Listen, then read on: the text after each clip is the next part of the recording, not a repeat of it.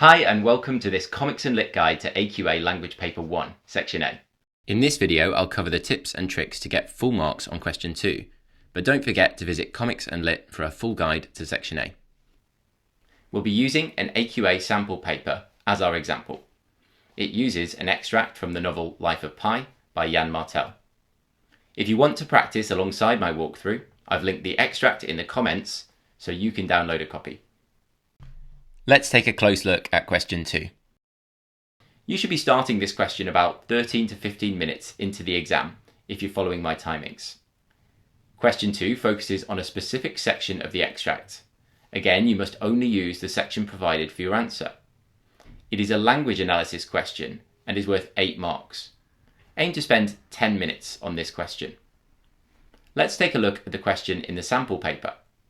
You're directed to a particular set of lines, but don't worry too much because they provide the exact lines on the exam paper itself. Beneath the extract is your question. In this case, how does the writer use language here to describe the hyena's appearance? The key words here are language and hyena's appearance, which you should highlight to remind yourself to refer back to it in your response. Beneath this, there are some bullet points recommending what to look for.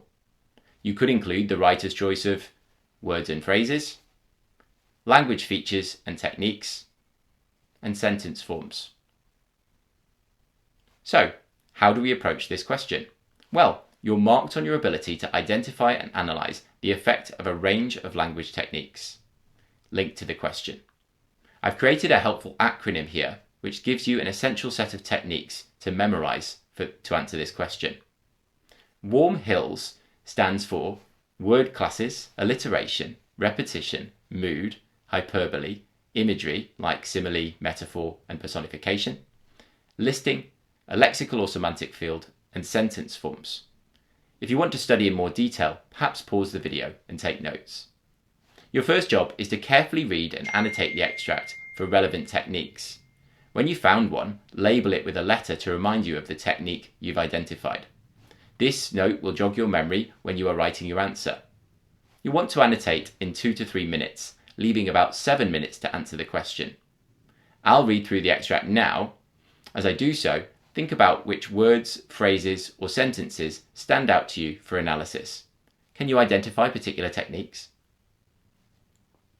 I am not one to hold a prejudice against any animal, but it is a plain fact that the spotted hyena is not well served by its appearance. It is ugly beyond redemption. Its shaggy coarse coat is a bungled mix of colours, with the spots having none of the classy ostentation of a leopard's. They look rather like the symptoms of a skin disease. The head is broad and too massive, with a high forehead like that of a bear, but suffering from a receding hairline, and with ears that look ridiculously mouse-like, large and round when they haven't been torn off in battle. The mouth is forever open and panting. The nostrils are too big. The tail is scraggly and unwagging. All the parts put together look dog-like, but like no dog anyone would want as a pet. There are loads of valid choices for analysis here, but perhaps you've spotted the simple sentence, it is ugly beyond redemption.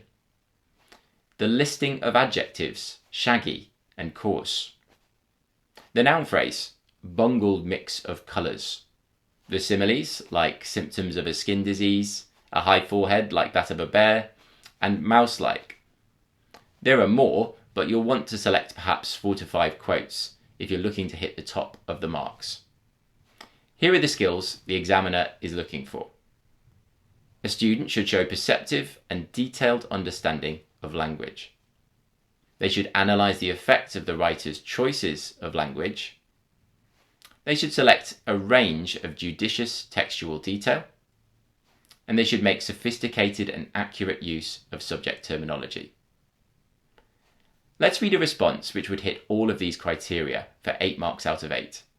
Look at how much detail is given for each quote and consider the quality of vocabulary which is used to analyse the effect on the reader. Firstly, the hyena's appearance is presented as grotesque and offensive, as if it's an outcast within the animal kingdom. The noun phrase, bungled mix of colours, implies there is no purpose or intention to the hyena's design. In particular, the adjective bungled has connotations of an error or failure, suggesting the hyena is an abomination. Furthermore, the writer uses comparison in classy ostentation of the leopard. Here, the formal noun ostentation emphasises the leopard's almost regal superiority. The contrast seems to amplify the sense of repulsion the reader feels about the hyena.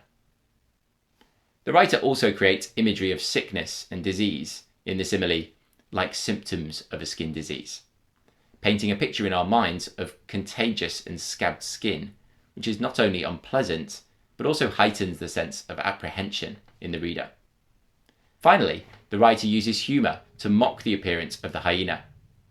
For example, the simile mouse-like and the personification receding hairline both build a comical image which jars with the more sickening descriptions, perhaps highlighting the sense of horror.